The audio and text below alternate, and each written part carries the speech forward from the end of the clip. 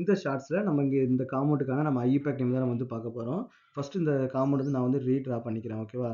அப்போ நம்ம ஃபஸ்ட் என்ன வருது, CH3 CH2 CH2 OCH இதான் நமக்கு வந்து காம்பவுண்ட். Is it correct? அப்போ நம்ம வந்து ஃபர்ஸ்ட் நம்ம என்ன பண்ணால் மெயின் செயின் வந்து நம்ம சூஸ் பண்ணணும்.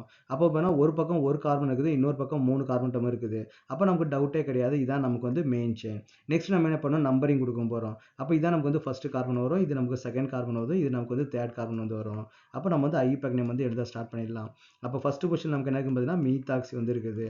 அப்போ 1 மீத்தாக்சி ப்ரோபேன். இது ஐயூபேக் நேம் வந்து 1 மீத்தாக்சி ப்ரோபேன். அப்போ இதோட காமன் நேம் வந்து நம்ம என்ன சொல்லலாம், காமன் நேம் சொல்லும்போது ஒரு பக்கம் மெத்தில் இருக்குது, இன்னொரு பக்கம் வந்து ப்ரோபைல் இருக்குது இல்லையா?